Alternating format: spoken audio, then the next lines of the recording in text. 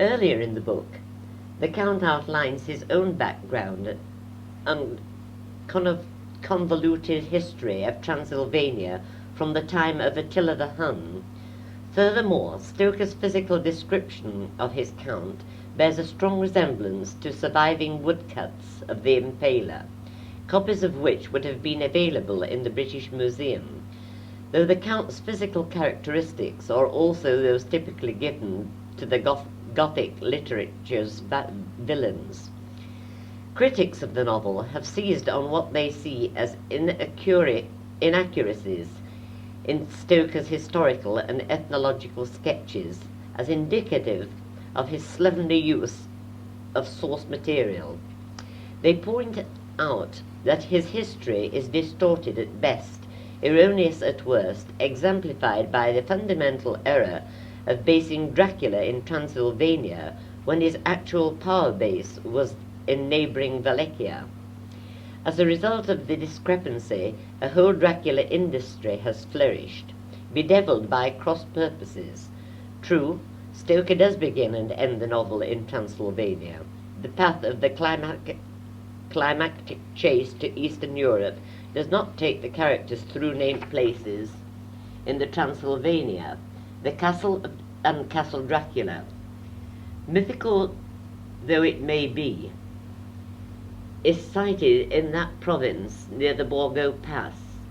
The problem arises because the Romanian authorities, anxious both to capitalize on the tourist potential to be exploited from Count Dracula and to disassociate him from their own hero, Vlad Dracula, have gone to great lengths to direct Western tourists to the castles of Vlad Tepes, which happen to lie in Wallachia, well away from less accessible Transylvania, where perchance there are fewer suitably impressive castles to show off. Yet, in a sense, discussion of Stoker's historical license is immaterial. He was, after all, a novelist, not a historian. It was not his concern to portray an accurate picture of medieval Eastern Europe. Besides, the sources available to him concerning Tepes were fewer and less reliable than those of today. Rather, he was concerned to gather only enough insights into the place and period for him to be able to impart something of their flavour to the Victorian reader, even down to local recipes. It remains to be considered why Stoker alighted on Vlad Tepes as the historical figure to resurrect in fictional form as his demon count. For whatever his many crimes and inhumanities, nowhere was Vlad the Impaler accused of being a vampire. Spilling blood was more his style, not drinking it. Yet there were many other tacit associations between Tepes and vampirism. His chosen method of execution, impalement, happened to be the same as that recommended for vampires. Tepes was eventually decapitated in the manner of accused vampires, and his alleged resting place in Snagoff was itself opened up and pillaged, suggestive that he had risen up. Stoker may even have learned of the legend that Tepes never really died, but was waiting to rise up and protect his homeland if threatened. He was, in other words, lying in wait, undead. Again, according to Catholic sources, he had renounced the Orthodox faith in which he was baptized, a technical offense in Orthodox eyes that would indict others who followed suit of vampirism. Excessively evil persons were also reputed to turn into vampires, and Tepes' general obsession with human blood was in itself suggestive enough to Stoker. On the other hand, there are certain features of the fictional Count that are far removed from the known characteristics and circumstances of the Impaler. Principally, they stem from Stoker's puzzling decision to label his vampire a Count, when Vlad Tepes had been a prince. This is not simply a matter of semantics. The title Count is alien to the Romanian social hierarchy. but is native to Hungary. Tepes Principality, Wallachia, is properly Romanian, where Transylvania was at that time a Hungarian province. Moreover, although later occupied by the Turks, Transylvania was once again administered by Hungary within the Austro-Hungarian Empire when Stoker came to write Dracula. Transylvania only became a part of modern Romania following the First World War. Count Dracula, in other words, was Hungarian, not Romanian, and refers to himself as Szekely, of Hungarian descent. This Hungarian emphasis is appropriate not only in view of Stoker's reliance on Western, namely Saxon and Hungarian sources, concerning the Impaler, but also because Hungarian folklore is more fertile than that of Romania in the expression of vampire superstition. Indeed, Montague Summers asserts that Hungary has the reputation of being that particular region of the world which is most terribly infested by the vampire, and where he is seen at his ugliest and worst. In consequence, it is evident that Stoker's relocation of Dracula northwards from Wallachia to Transylvania was intentional, and not the product of careless attention to detail. One further historical figure should be mentioned in this connection. Stoker's general focus on Hungary was enhanced by his reading in Sabine Baringul's The Book of Werewolves, of the exploits of Elizabeth Bathory, born 130 years after the Impaler.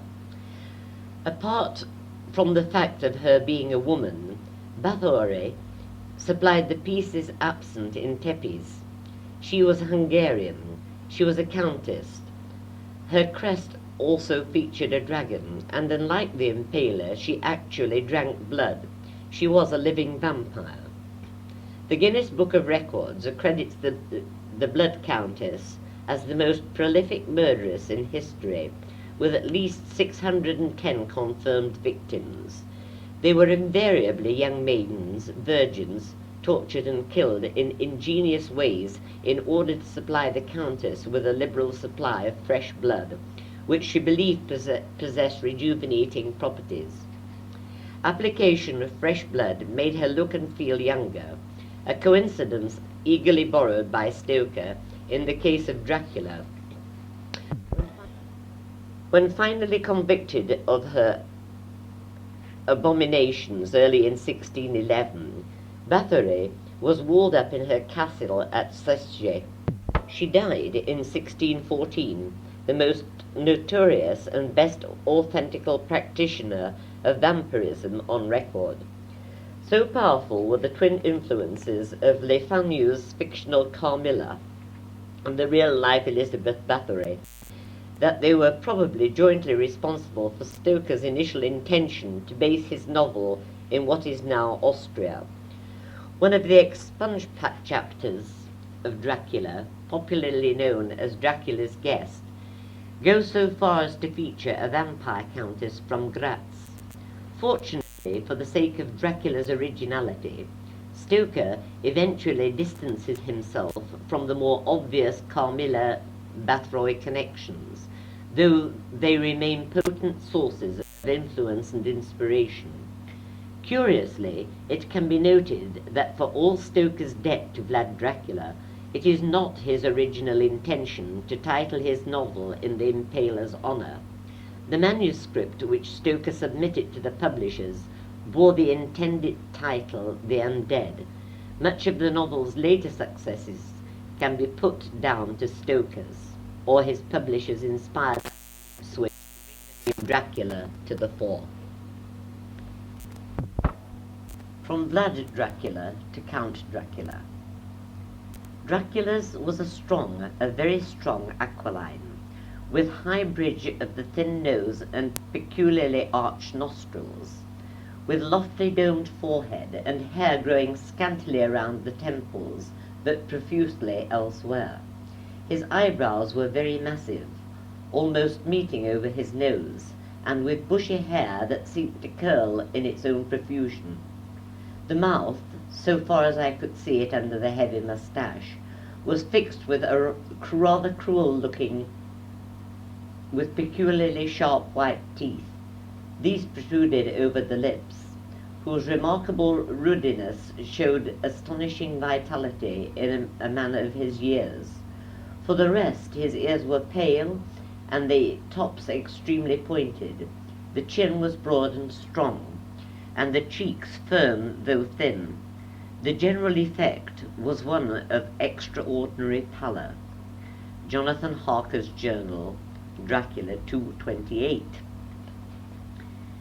Before attention is turned to some of the deeper themes of Stoker's most famous novel, it will be helpful to look more closely at the characters he created and the purposes they fulfill, beginning with Count Dracula himself. Stoker spared no effort to present his demonic vampire as dramatically as possible.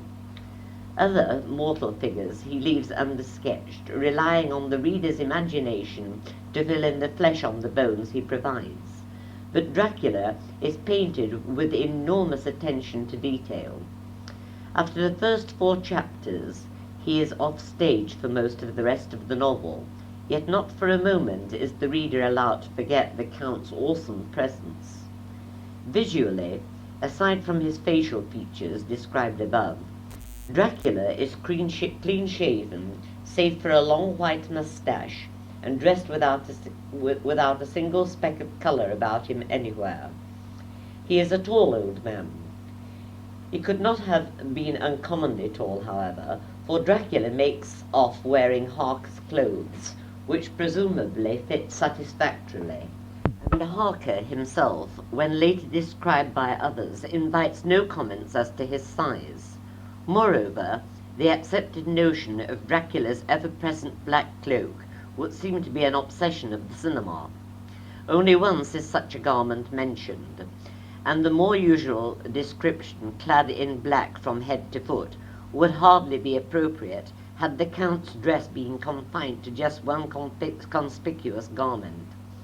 Compare Harker's description of the Count with the only known written description of Vlad the Impaler.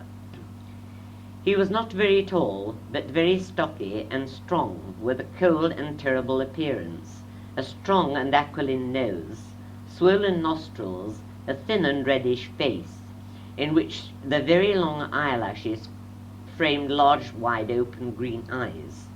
The bushy black eyebrows made them appear threatening. His face and chin were shaven, but for a moustache. The swollen temples increased the bulk of his head. A bull's neck connected his head to the body, from which black curly locks hung on his wide-shouldered person. Consider, too, a description of Henry Irving, a tall, spare man, a peculiarly striking face, long grey hair thrown carelessly back behind the ears, clean-shaven features remarkable for their delicate refinement, united with the suggestion of virile force and rather aquiline nose. As a fictional character, Count Dracula is an alloy. He combines in his persona certain qualities taken from his real-life namesake. From Elizabeth Bathory, the tradition of the literary vampire descended from Lord Ruthven and Sir Francis Varney, the great myths of romantic literature from which Stoker liberally borrowed. The wealth of continental folklore to plant the novel firmly back in its roots, as well as an original flourish by Stoker to turn his Count into a master magician, as we shall see. Being a literary vampire, Dracula conforms to the requirement of belonging to the rank of nobility. He boasts of having a distinguished lineage, possessing in his veins the blood of Attila the Hun. In some respects, Dracula's behavior is what one might expect of the conventional literary aristocrat. He exudes charm of manner. He is contemptuous of the common man, and he speaks several languages, German excellently, and more impressive English than the Dutch professor Van Helsing. At intervals, Stoker puts in little touches which increase Dracula's sense of refinement.